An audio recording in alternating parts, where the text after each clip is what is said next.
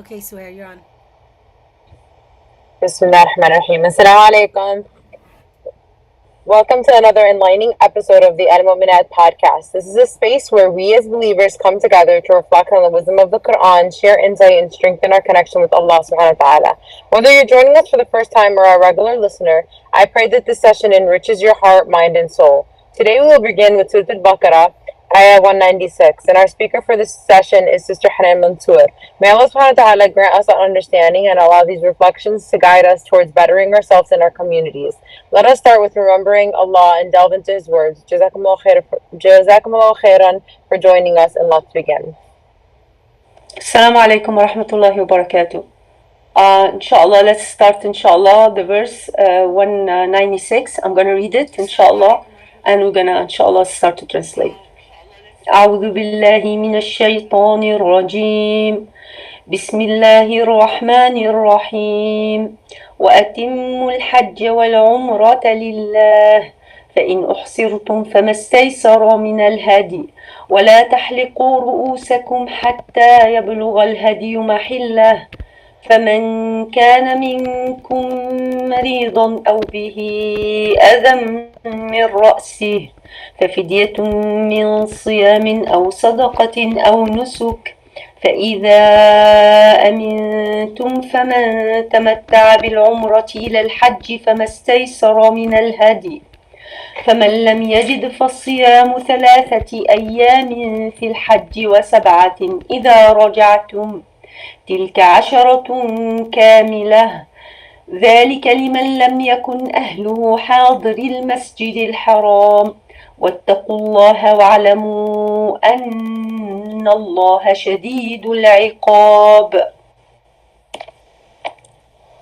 Accomplish the Hajj and the Umrah for Allah. But if you are restricted, then sacrifice whatever animal of offering is available, and do not shave your head until the offering reaches its place. But if any of you is ill or has some trouble with his scalp, then there is a ransom through fasting and almsgiving. And when you are safe, then whoever avails the advantage of the Umrah along with the Hajj shall make an offering of whatever animal is available. However, anyone who finds none shall fast for 3 days during Hajj and for 7 days when you return.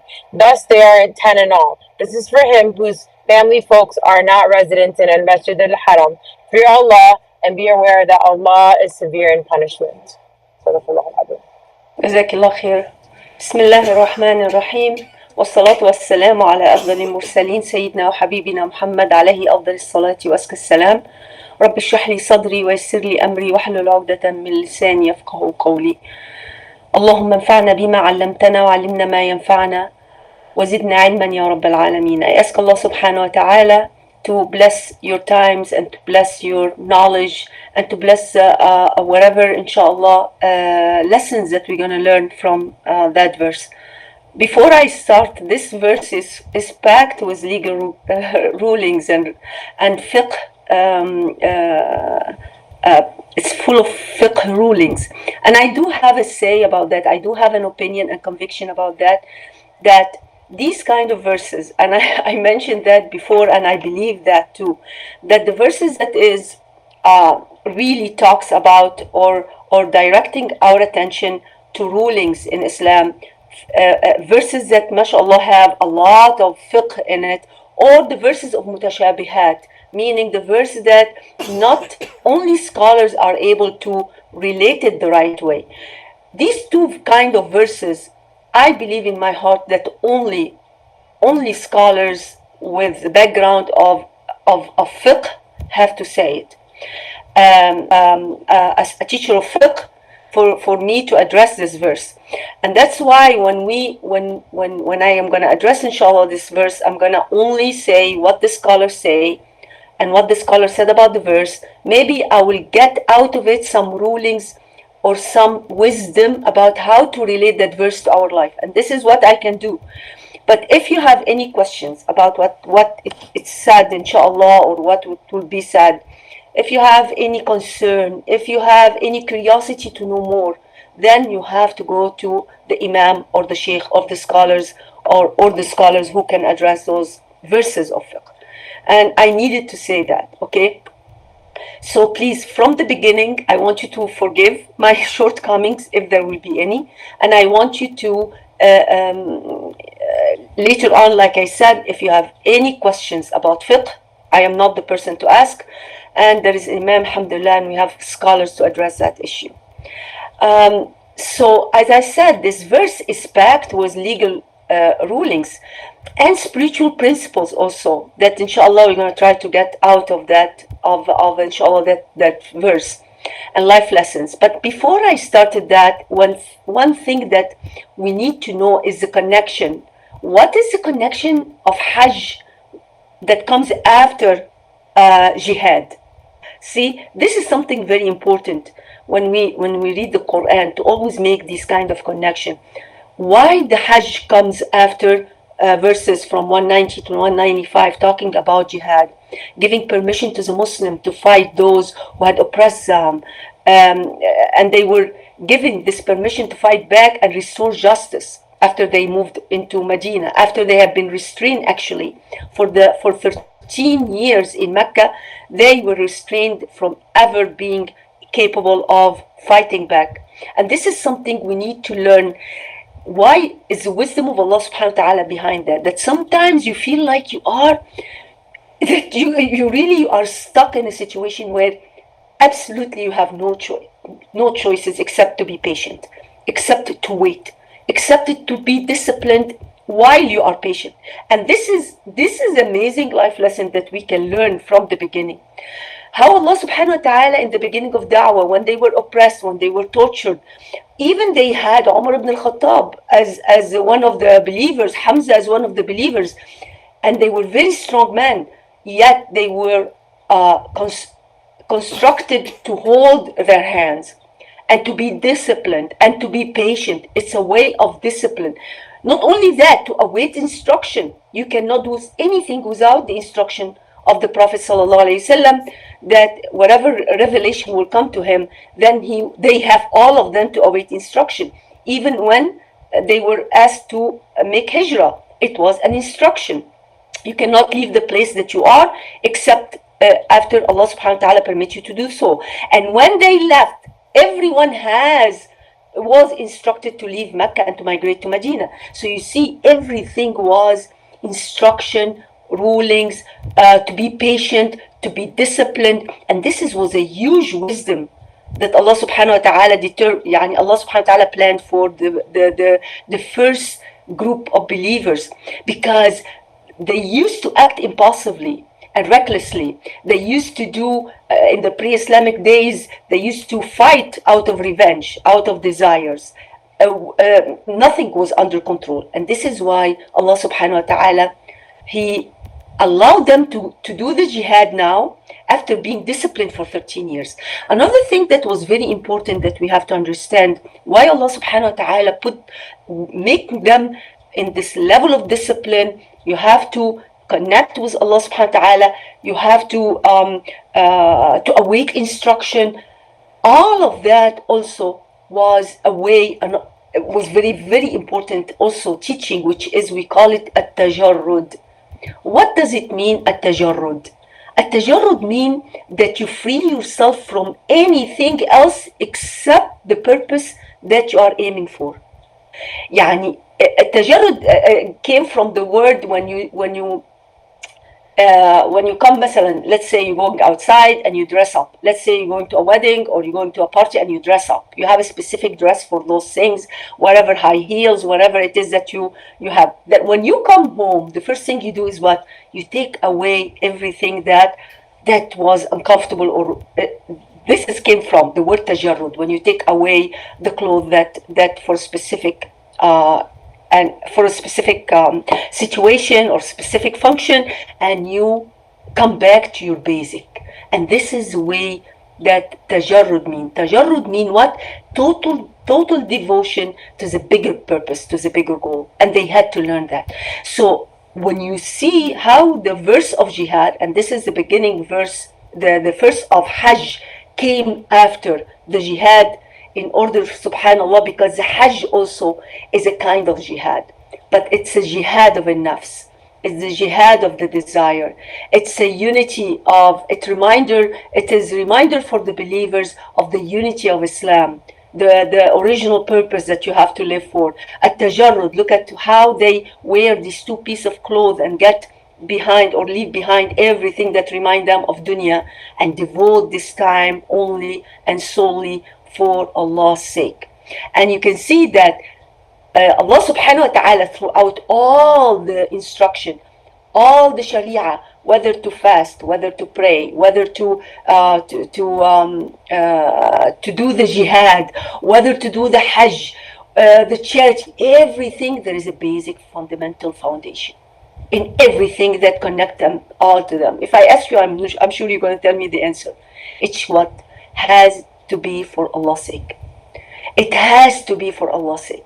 And you should see how Allah subhanahu wa ta'ala throughout the history of Muslim, the first group of Muslim, you can see how Allah subhanahu wa ta'ala all the time reminding them of that. Have to be aware of God, of Allah subhanahu wa ta'ala.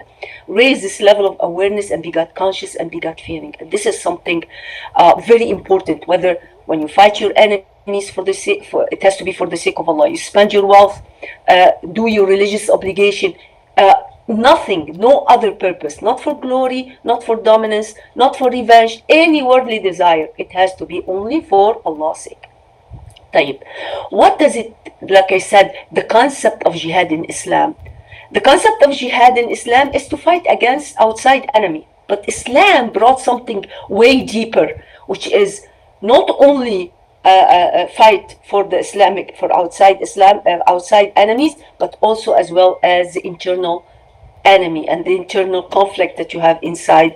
And subhanAllah, this is very important. We need to understand that the Muslim community, Allah subhanahu wa ta'ala raised this Muslim community to be leaders, to lead the humanity to the ultimate success.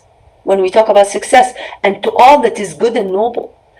And subhanAllah, and this is no man-made order can provide.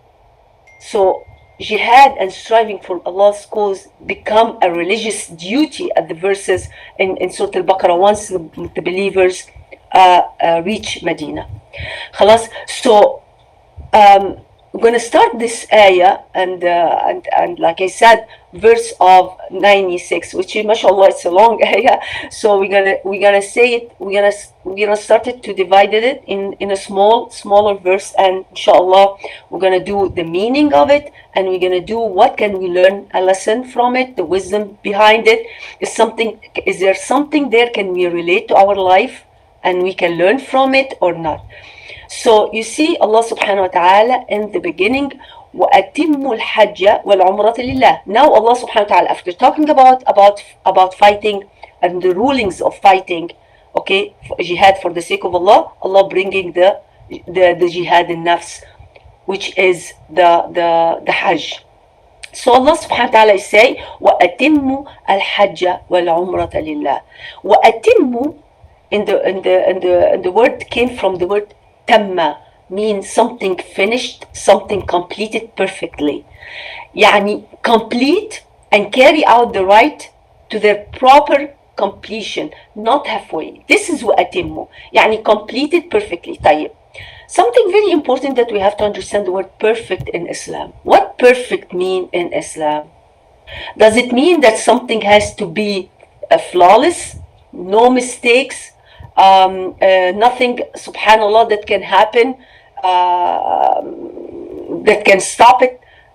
What does it mean, perfect in Islam? Perfection in Islam mean to do your best. This is a beautiful, how can I say? We can say definition of perfection in Islam. Perfection in Islam doesn't mean that I'm not gonna make mistakes. And when Allah subhanahu wa ta'ala say atimmu, mean you completed the best way you can. And here what's so amazing that Allah subhanahu wa ta'ala mentioned the word atimmu, but then later on he talks about what if you cannot. So you try your best, you make the intention, and you wanted to complete the rituals of Hajj and Umrah, but what happened if something happened in the middle? How can we fix that? خلاص. So in the beginning, atimmu al-hajj wal-umrata وَالْعُمْرَةَ لِلَّهِ. Lillahi emphasize here what? Sincerity of intention. Like I said, everything, every law of Sharia, every rulings that Allah subhanahu wa ta'ala asks us to do, خلاص, it is to preserve that. It is to raise that awareness of sincerity, that you must have sincerity in order for you to achieve the best of that action. And this is something as a condition. Yani some people, they say, well, I pray, but I really don't get the benefit of that. Or I give the church, but I don't see the point is that. Or whatever it is that Allah is asking me to do, but I really don't get the outcome that I need to get. Well, if you don't get the outcome that you need to get, go back to the intention and the sincerity of intention. You will see that this is what Allah subhanahu wa ta'ala said, the condition. The condition is that you need to work on your sincerity. And sincerity doesn't mean that I don't want it for God, but it means that the depth of the sincerity, that really I'm doing it for what reason? The intention. And that's why Allah subhanahu wa ta'ala is mentioned here. The intention. Once you have the intention to complete this the Hajj and Umrah, do it to fully and subhanallah, perform it with sincerity and perform it fully. طيب, in the order to complete the rites once began applies equally to the pilgrimage and to the Umrah. So they say هنا something. What's the Umrah? The Umrah is a volunteer act. The Hajj is an obligatory act. But look at here in the verse, Allah subhanahu wa ta'ala did not differentiate between them. Once you start to do something, you have to complete it, whether it's Umrah or whether it's Hajj. If I decided to fast, voluntarily fast, once I decide to do that, voluntarily fast has to be respected as an obligatory fast. I do exactly the same rituals. I act exactly the same way. I don't say, oh, but this is a volunteer subhanallah act. Once I pray volunteer sunnah, I have to do it the best also, like I'm praying a fard. And this is something that is covering every aspect of rituals in Islam. Allah subhanahu wa ta'ala, this is what's so beautiful, and we're gonna learn a lot of beauty there. When Allah subhanahu wa ta'ala say, once you make an intention to do something, you don't say, well, this is not a fard alayya, or you feel like, oh, I'm getting tired of doing it, or oh, you know what, I don't feel like it anymore, so I'm gonna leave it, as long as it's not a fard. No. Allah subhanahu wa ta'ala is teaching us, whether Umrah or whether Hajj, or whether you play volunteer salah, whether you fast volunteer fasting, everything has to be completed in the best of way, as if it's fard. The difference between Umrah and the difference between Hajj is what? The Hajj, the Umrah has the same rituals as Hajj. You go with ihram, you go around the Kaaba, subhanallah, the tawaf around the Kaaba you do, the sa'i between the running or the sa'i in between Safa and Marwa is the same as you do for Hajj. The difference between Hajj and between the Umrah when it comes to rituals is to stand by Arafat and to spend the time in Mina. This is only the difference. Actually, they say the difference between the Umrah and the Hajj, only it's Arafat. خلاص. So what can we learn? Allah subhanahu wa ta'ala, he said, once you have the intention, this is how the scholar interpret that, and Mufassirin, they say, once you have the intention and you started this kind of rituals, you have to complete it. Umrah or Hajj. طيب. And mashallah, we mentioned so many ethical lessons from that, which is intention and sincerity. When we do something for Allah subhanahu wa ta'ala, it has to be for Allah subhanahu wa ta'ala, not for prestige, not for praise. We have to always go back to our intention, why I'm doing what I'm doing. And the second thing is complete what you begin. When you start something, whether it is here a rituals, like I said, and I mentioned many examples of the sunnah, of rituals, or the Umrah, which is not obligatory act, or the zakah, when you give extra sadaqah, for instance. It's amazing how Allah subhanahu wa ta'ala talks about intention. once you decide, once you intend to do something, as if you are making this covenant with Allah subhanahu wa ta'ala. And this is something we have to be very careful about. Sometimes we say, yes, I will give money to that function. You tell somebody, yes, inshallah, I will give money to that. Once you say that, it become an oath. It become like ahd between you and Allah subhanahu wa ta'ala. Unless something happen and you cannot do it. So people think intention is just the feelings.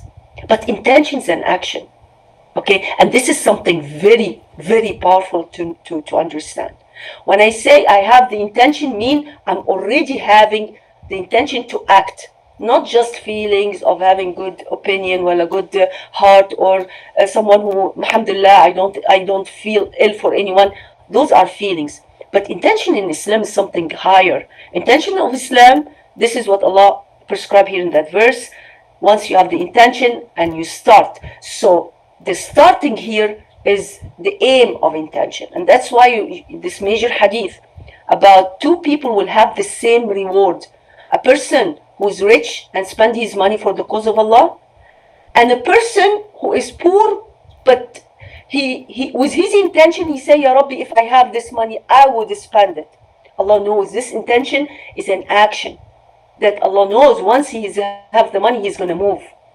Inshallah, I'm gonna be better in my salah.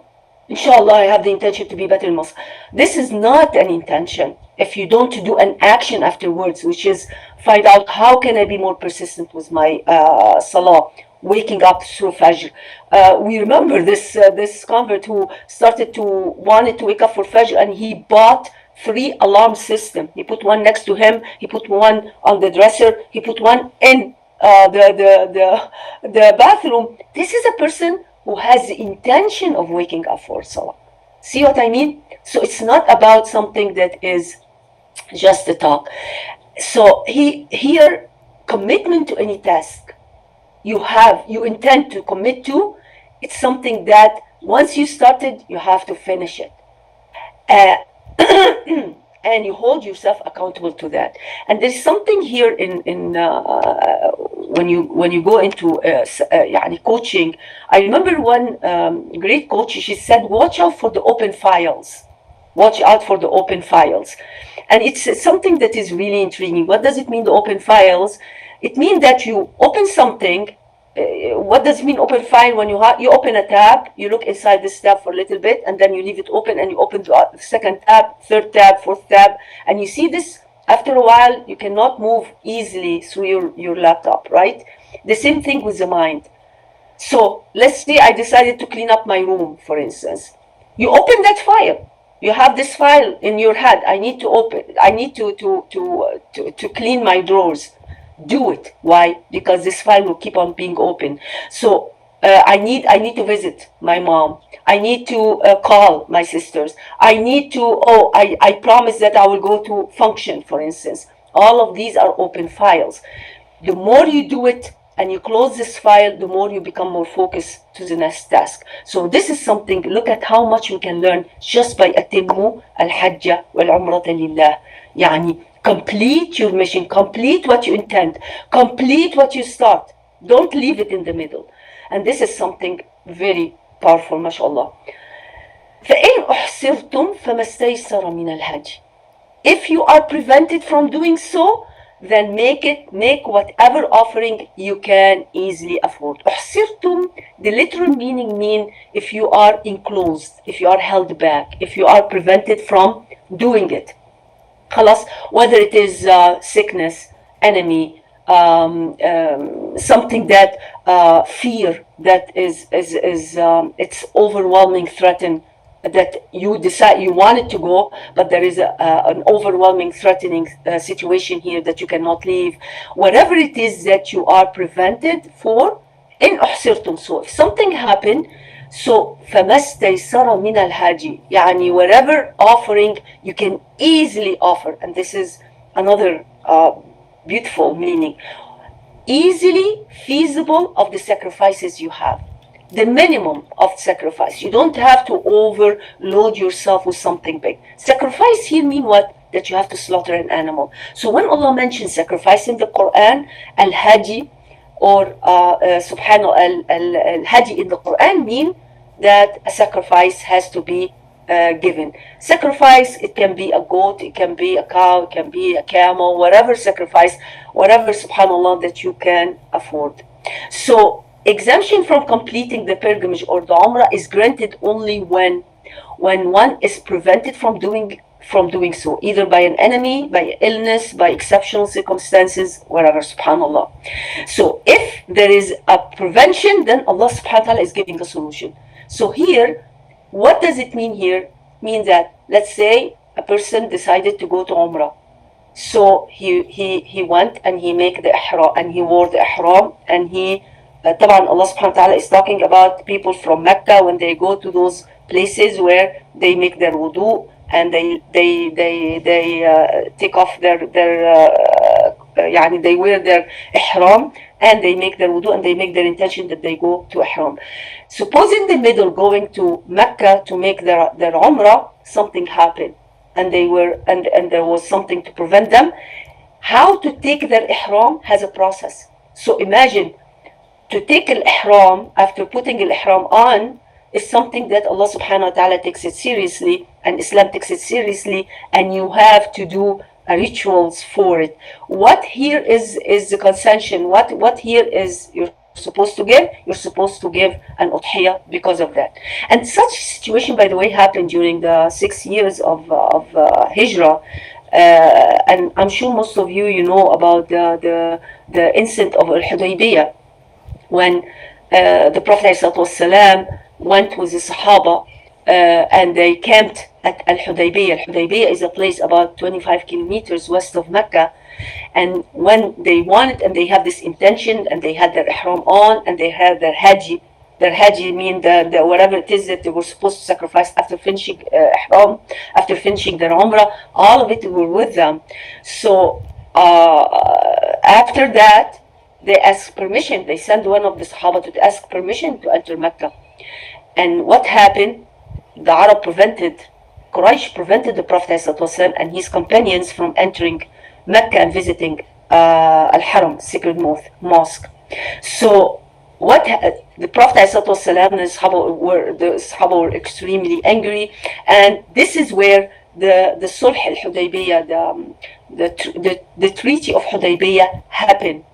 And subhanAllah, it was agreed upon that the Prophet ﷺ and the follower will be free to return for Umrah on the following year. And some reports indicate that even that this verse, وَأَتِمُّ الْحَجَّ وَالْعُمْرَةَ لِلَّهِ فَإِنْ أُحْصِرْتُمْ فَمَا اسْتَيْسَرَ مِنَ الْحَجِّ. إِنْ أُحْصِرْتُمْ means something حصل حصر, mean that you were like I said, you were enclosed, something held you back. And it was related to that incident when Quraysh forbade the Prophet ﷺ and the Sahaba to enter Mecca. So it was some of the Mufassirin, they mentioned that this verse was revealed at that time. And accordingly to the revelation, the Prophet ﷺ ordered his companion to do what? To make their sacrifice, shave their head, and terminate their ihram. And even though some of the Sahaba, they were extremely reluctant to do that, they found it extremely difficult, that they put on their ihram, they had this intention, sincere intention, they miss the haram and they want to go into make this kind of beautiful obedience ritual to Allah subhanahu wa ta'ala, and someone will come and prevent them from. It was something secret for them. But Salama radiallahu anha, when the Prophet ﷺ went inside the tent and he saw how much the Sahaba were reluctant to obey the order from Allah subhanahu wa ta'ala, from the Prophet ﷺ, Salama, what did she advise him? She advised him for him sallallahu alayhi wasallam to take the initiative. And he did. He went outside, he in front of all the Sahaba, he sacrificed subhanallah, his hajj, his sheep, and he shaved his head, and all the rest of the Sahaba sallallahu alayhi wasallam, they followed the Prophet ﷺ. So you see, after that, Allah subhanahu wa ta'ala also referred to whatever offering you can easily afford. So the pilgrim here, or the hajj, or the one who does Umrah should sacrifice whatever easily he can afford. There is nothing that is overburdening for the Muslim, whatever it is. And the people, even during the time of Hudaybiyah, it was mentioned that 7 people shared the sacrifice of one camel. They could not afford more than that, so 7 of them they sacrifice and they share that. Easy here is meant, absolutely is meant. The essential aim of any religious practice, as I told you before, is what? Is to revive one's awareness of Allah subhanahu wa ta'ala. Allah subhanahu wa ta'ala is asking us all the time to remember Him. And He mentioned that advice to Sayyidina Musa and Harun. وَلَا تَنْيَ فِي ذِكْرِي. Never let go of my remembrance, because this is your protection. So you can see that every rituals, Allah subhanahu wa ta'ala, the main aim of that ritual is to raise awareness of Allah subhanahu wa ta'ala. If this is disrupted by an outside force, then the pilgrim here are not deprived of the reward. So let's say over there, all the Sahaba that they had to shave their head and they had to sacrifice and they had to take away their ihram, it doesn't mean they will be deprived of the reward. If a person have the intention of going to Umrah and make all the steps necessary to go to the Umrah, and then something happened to them and they cannot do it, they are not deprived of the Umrah. They are taking exactly the same reward as if they went to Umrah. And this is something is so beautiful. When we take spiritual and ethical lessons from that, we see that, subhanAllah, in life not everything goes as we plan. Sah? Not everything goes as we plan. We have to learn that. And Allah subhanahu wa ta'ala is teaching the Sahaba that. Yes, you have to be strict in following the rituals. You have to follow the rules, exactly. You have to look inside and make sure it's intention of Allah subhanahu wa ta'ala, and you have to glorify the shara of Allah subhanahu wa ta'ala. يعني ايه الشعائر ومن يعظم شعائر الله فإنها من تقوى القلوب. Whoever glorify the rituals of Allah subhanahu wa ta'ala, the commandments of Allah subhanahu wa ta'ala, glorify it and really take it into how can I say, consideration and attention. Give attention to whatever Allah is asking you. إن ذلك من تقوى القلوب. Allah said this is a sign of taqwa in your heart. So Allah wants them to understand that even though you need that, there is still, you have to live, you have to understand, and you have to learn how to be flexible when things come in the middle of your life, not as we planned. We must adapt, we must find alternative routes without abandoning at the same time our values. And this is something very, very, very important. So you see how here, you can see how merciful it is for Allah subhanahu wa ta'ala. And many times through the seerah and through the verses, you see how many incidents happen when Allah subhanahu wa ta'ala give alternative to the Sahaba, make them things of alternative. And this is later on open the doors of ijtihad for the scholars, and open the door of qiyas for scholars. How subhanAllah, and even for the Sahaba. Look at how Umar ibn al-Khattab, he made ijtihad when it comes to distributing money. After the Prophet the zakah money, or the people of that entered Islam knew how they had this kind of portion from the zakah, and Umar ibn Khattab, he made adjustment to that. He made adjustment to the ruling of inheritance, because the situation and whatever we have inside, whatever around the circumstances of the age and time that we are in, needs scholars to find alternative for us. And this is why you can see throughout the Quran, Allah, how many times that Allah offers alternative. It's not only out of His mercy, and of course He's merciful, but also to teach the Sahaba and to teach the believers that things are not going to go according to what you want, that there will be difficulty, that sometimes you feel stuck somewhere. When you are stuck somewhere, find alternative to move on with your life. Don't keep on being stuck. Find alternative and depend that Allah subhanahu wa ta'ala is merciful. Khalas? And this is something very beautiful, even that the Prophet ﷺ mentioned one time when he said, alayhi salatu wasalam, in this beautiful hadith, give a glad tiding and do not drive people away. يعني when يبشروا ولا تنفروا. يعني give glad tiding, always give glad tiding to people that there is solutions. There's things that we can do. Okay, don't drive people away through harshness and rigidness. And he said, make it easy, make things easy, and do not make them difficult. And this kind of compassionate attitude is well in line with the spirit of Islam and the purpose of worship that we need to do, subhanallah, and we need to develop that. And this is something when you see a person who is, yet you see a person reach that level of maturity, you have to know that this is a person with knowledge. When we go to ask Quran, that's why you have to be very careful who to go to ask fatwa. You don't go to a regular qari, for instance, of the Quran. You see a person who reads the Quran very nicely, and you go to you go to ask them question of fiqh. And even sometimes not a regular sheikh, for instance, a sheikh of a masjid, a leader of a masjid. No, when you need a fatwa, you go to faqih. The faqih, they are very few faqih around us. You need to figure out where's the faqih that is really very well rounded of the situation of Islam and Muslim and the time that we are in, and how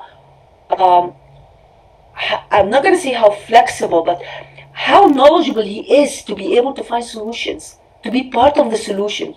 We need to be part of solutions, not to be part of the problem. And this is something very, very important. طيب, so وأتموا الحج والعمرة لله فإن أحسرتم فما استيسر من الهدي. We said that if something happened, you can get out of ihram and give the الهدي. ولا تحلقوا رؤوسكم حتى يبلغ الهدي محله. And this is something then. Follow another rules relating to the performance of pilgrimage in Umrah. He said, don't shave your head until the offering have reached their appointed destination. Meaning what? Meaning that, okay, you're going to go to Umrah. Something happened. The people, when they used to go to Umrah, what do? They used to take with them their hadi. They used to take with them the sheep that they will slaughter after to get out of the ihram after they finish with Umrah. So they say, and how they do that? They finish their Umrah, and then they will go to the Haram, and they slaughter their sheep, and then they will go and shave their head. Okay, so they say don't. So during the time of the Prophet ﷺ, what happened? We're going to talk about where the ihram should be and what time the ihram should happen, especially during the Hajj. But when it comes to the Umrah, the Hajj should be in Haram. All the slaughtering should be around the Haram, okay, not far from Haram. So they used to go to the Haram and they used to slaughter their sheep. During the time of Hudaybiyah, it was impossible to go to the Haram. So what they did, they offered their sheep as a result for them to get out of their ihram. So they slaughter their sheep, and after that they shave their head. So Allah subhanahu wa ta'ala say, لا تحلقوا رؤوسكم. Don't shave your head to get out of your ihram unless you make sure that the Hajj reach Mecca and subhanallah reach places over there. طيب. Let's say I cannot physically go. The scholar said it's permissible to if you cannot go physically, you may delegate someone in the Haram to slaughter on your behalf. And this is what most of the people in Hajj, they are in Mina, and they delegate someone in the Haram. They pay the price for subhanallah the sacrifice, and they know when it's going to be sacrificed, and they wait a little bit and they shave their head. And that's why you see during Hajj, when is the sacrifice happen? It happened the first day of Al-Eid, the 10th of Dhul Hijjah. And subhanallah, Hajj happened the first day of Eid, like I said, the 10th of Dhul Hijjah, where is in the Haram. So all the people in Mina, they have to come back. And you see, we're gonna talk about that. But the scholar, they do say you can give people on your behalf, and you can delegate someone to purchase for you and to slaughter for you in Mecca. خلاص. So أعوذ بالله من الشيطان الرجيم. أعوذ بالله من الشيطان الرجيم. So of course, you can ask a scholar if there is anything about that. When should we do if something happened and you need to figure out if I have. Yani I remember, subhanallah, I made an intention for Umrah and I went late for some reason. There is a lot of issues that can happen to us when we go to Umrah, when we do the sacrifice. And all of that, alhamdulillah, there are scholars that you can ask for details around that. But this is in general what the ayah, subhanallah, the ayah mean. Okay, so here, Allah subhanahu wa ta'ala, what does He say? He said, be away, you want to get out of ihram, but you have to do it the right way. Khalas, and you have to wait for the proper resolution, and you have to go through the process. Even you are stuck and you have a lot and you cannot continue with the Umrah, it doesn't mean that you let go of the regulation. You have to follow the process, and this is something very, very important, subhanallah, to learn from that part of the ayah. And here there is another exemption. But if you are ill, let's say, so فمن كان منكم مريضا أو به أذى من رأسه ففدية من صيام أو صدقة أو نسك. Meaning what? Meaning if any of you is ill or suffer from an ailment of the head, he shall redeem himself by fasting or alms or sacrifice. So you see, let me take you from the beginning. From the beginning, Allah subhanahu wa ta'ala said, وَأَتِمُّوا الْحَجَّ وَالْعُمْرَةَ لِلَّهِ. Complete whatever once you started the Hajj or the Umrah, complete them. Don't take it lightly, subhanallah, to not complete that. The best of way, type. Suppose that you cannot complete them for something outside your hand, then فَمَسْتَيْسَرَ مِنَ الْحَجِّ. You give Hajj, you sacrifice to get out of your ihram. So احنا, in a way, when we go to Hajj, when we go to Umrah, we have the sacrifice with us. We plan on sacrificing after we finish in order for us to take our ihram. Suppose I'm stuck, then give the sacrifice before that. Once you decide to get out of the ihram for the proper reasons, you sacrifice. Khalas? And he said, but when you sacrifice, you decide to sacrifice, but don't shave your head before the Haji reach the place where there should be sacrifice. So don't shave your head before the sacrifice. No, you sacrifice. You make sure that the sacrifice, the Haji or the sheep or wherever you're going to sacrifice, in a place for slaughtering. Then you go back and you shave your head. Like, let's say that you have illness and you cannot do that, and you are suffering from an ailment on the head. What you should do, he said, then he shall redeem himself by fasting or alms or a sacrifice. So here, he said, the completion here, the alternative for us to shave our head early, that to fast or to do charity or to do a sacrifice. Okay, طب أنا كنت هعمل sacrifice before. طب already I was about to sacrifice, yes, but see, whatever it is that we cannot do, or whatever it is that's stopping us, we can do one of those three. Let me tell you that story. Maybe we'll understand it better. Okay? The Prophet ﷺ, a man came to the Prophet ﷺ, and his name was Ka'b ibn Ajra. And he was brought to the Prophet ﷺ during the pilgrimage. He was he was suffering from a severe infection, so that lice was crawling all over his face. And this is hadith sahih.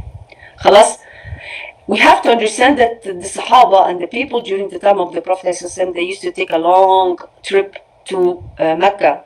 It's not like half an hour and you are there.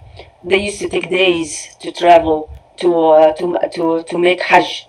And during those days, they lack water. They sleep in the desert. They can face diseases and they can face infections. So that man, Ka'b ibn Ujra, radiallahu anhu, it was during the pilgrimage. Still, the pilgrimage was going on. So it was not proper for you to shave your head, but because he was facing this kind of infection in his head, and there was a lot of infection, means scars. because a lot of lice came into, subhanallah, were there. There was a lot of scars from that, from this kind of infection. So the Prophet ﷺ, he told him, I would not have thought you could have reached such a dire state. And this is a dire state. You cannot be patient with that. Can you afford a sheep? Can you afford to slaughter a sheep? So Ka'b, he said, I cannot. He said, the Prophet ﷺ said, then fast for 3 days or feed 6 needy people, giving each half a sa of food, and then shave your head. So the Prophet ﷺ here to shave your head, and you can continue with the pilgrimage. So shaving your head, you're not supposed to shave your head, you're not supposed to put perfume, you're not supposed to wear clothes like suit clothes or worldly clothes before you're done with the Hajj, right? We have to wear the ihram until we're done with everything, and once we have the Hajj done, after Mina, we take the Hajj to the Haram, and it will be slaughtered, and then you can go and shave your head. So the process of shaving your head is the last thing you do in Hajj or in Umrah hatta. Now, this man in the middle of Hajj, he's still in the middle of Hajj, maybe even he did not reach Arafat yet, and he started to have this kind of infection. He needs to shave his head. So again, you can see the alternative. Again, you can see how the Prophet ﷺ, he found this kind of solution for this problem, and how he was understanding to Ka'b radiallahu anhu and his situation. So he ordered him to do what? He's ordering him, before he shaved his head, he said, if you're going to shave your head, then you have to offer these 3. Either to fast for 3 days, or to feed 6 needy people, or to give the Hajj. He said, I cannot afford the Hajj. I cannot afford a sacrifice now. He said, if you cannot afford sacrifice, then fast for 3 days, or feed 6 needy people. طيب, when we talk about that, then we say that, look how the Prophet ﷺ was, again, the alternative. Again, you found a situation that you cannot be, and you can see that, la ilaha illallah, you can see another situation where a man had a scar, a very big scar in his head, whether he was in battle or something. So, and they were camping far away from Medina, far away from the Prophet ﷺ, a group of Sahaba. So it was time to take he needed to take a shower, he needed to take ghusl, and this scar was open in his head. So he went to the Sahaba around him. He said, does any one of you know if I can have an excuse not to take a shower, not to pour water on my head in ghusl because I have a scar? So a man said, we don't know any kind of excuse for you for that. You have to take the shower. You have to take the ghusl. You see the difference between, subhanallah, yani, amazing. So this man, he said, la hawla wa la quwwata illa billah, and he had to take the shower. When he poured water inside to take the ghusl, after very short time he died, before they reached the Prophet ﷺ. When they went to the Prophet ﷺ, he said, may Allah forgive them, they killed him. Why they killed him? Before they gave him a fatwa. They give him a fatwa without 100% knowing that this is right or wrong. And they wouldn't even have that kind of understanding of mercy, understanding of the greater scope of our religion. Allah subhanahu wa ta'ala never intend to make it hard for any worshipper. And Allah say that. Subhanallah, Allah subhanahu wa ta'ala doesn't want, Allah wants ease. So, but look at how rigid they are. It's subhanallah, none of them even give even a second thought. They were extremely focused on following what the Prophet, and this is something we're not going to say right or wrong, but look at the Prophet ﷺ, how he described that. They killed him. They killed him because they could not, they should never ever give him a fatwa for that. خلاص. So the Prophet ﷺ, and this is something that is important for us to mention here. So sacrifice as a spiritual takeaway is a universal principle. Sacrifice is a universal principle. Meaning what? Meaning, I heard from many scholars, if you have a really severe issues, they ask to sacrifice. Sacrifice is something huge in Islam. If you have someone who is sick, really severely sick, if you have someone who's really in danger, if you feel like some issues about human being, whether it's your son, your husband, whatever, that really need solution, go and sacrifice. Sacrifice is the huge principle in Islam, and sometimes you must give up something. Allah subhanahu wa ta'ala, look at, you have the sacrifice here. When I mentioned sacrifice is a great universal principle, I meant first and foremost to sacrifice, and sacrifice sheep, to sacrifice a cow, and distribute the meat over the poor. This is something very, very profound and very, very good for Allah subhanahu wa ta'ala. It's high in the sight of Allah subhanahu wa ta'ala to sacrifice. خلاص.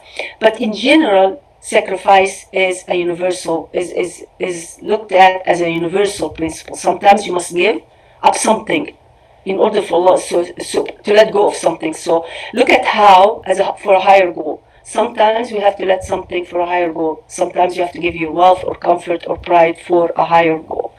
خلاص. And this is something very beautiful. The second, after that, فإذا أمنتم فمن تمتع إلى العمرة فما استيسر من الحج. I'm going to go very quickly because I only have 10 minutes. When you are in safety, when you are away from this kind of fear, فمن تمتع بالعمرة إلى الحج فما استيسر من الحج. Again, then he who take advantage of performing Umrah before pilgrimage shall make whatever offering he can easily afford. التمتع means that you go to Hajj with planning to make Umrah in the beginning. So you go to the Hajj, you go first, you go and make and you wear your ihram.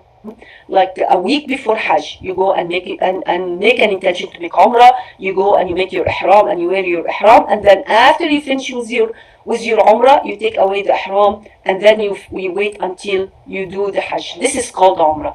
He said, if you're planning to enjoy Umrah and then leave it until you do Hajj, then you have to offer sacrifice. You have to offer to do Hajj for that, to do sacrifice for that.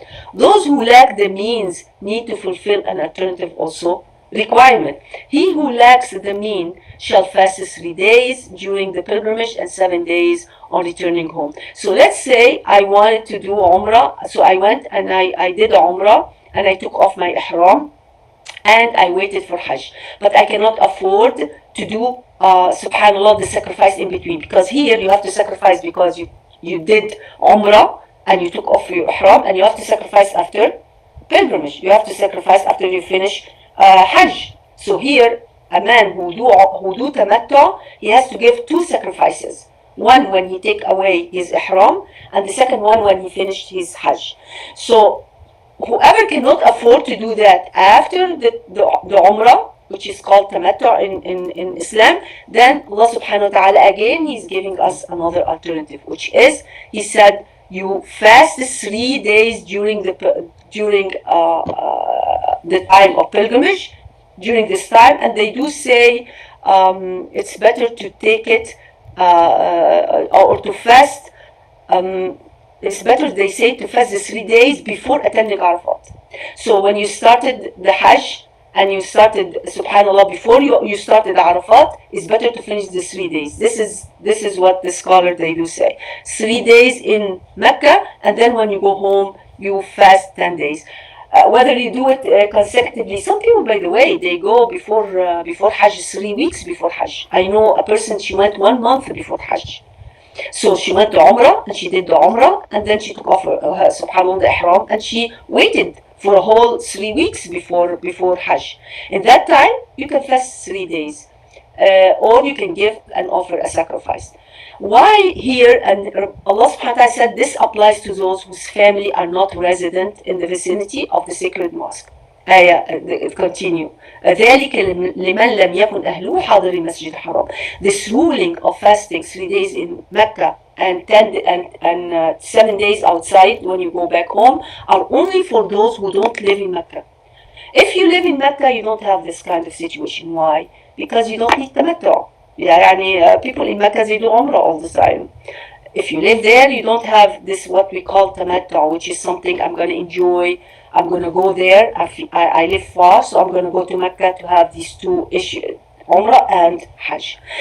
Fear and وَاتَّقُوا اللَّهَ إِنَّ اللَّهَ شَدِيدُ الْعِقَابِ. Fear God and know well that He is severe in retribution. Look at that. وَاتَّقُوا اللَّهَ يعني fear God and know that Allah subhanahu wa ta'ala is severe in retribution. Look at the close warning. Look at how Allah subhanahu wa ta'ala is giving seriousness and spiritual weight to the legal rulings. Don't take lightly rulings of Allah subhanahu wa ta'ala. So pilgrims are expected to remain vigilant and self-controlled throughout the whole period. Whether when you are in ihram, you're supposed to follow the rules of ihram. You're not supposed to yell and scream and cheat and steal and do whatever it is. I have to stop, right? Yeah, Yeah. because I don't want to go. They're gonna cut us off. We're under a minute. In under a minute, we're gonna get cut off. But we will continue this same topic because it continues on to the next week, inshallah. Oh, that's good. So the Hajj inshallah. So Alhamdulillah Rabbil Alameen. Subhanak Allahumma Rabbana wa bihamdik. Ashhadu an la ilaha illa anta astaghfiruka wa atubu ilayk. Let me just tell you the theme that we talked about is the fulfilling acts of worship has to be complete. The flexibility. Look at the flexibility. We talked about the flexibility in Islam, the spiritual patience and discipline. Every ritual, stress on that, and the different type of Hajj, which is Umrah. Inshallah, next time we're going to talk about Quran and Ifrad in Hajj. And we have to make sure that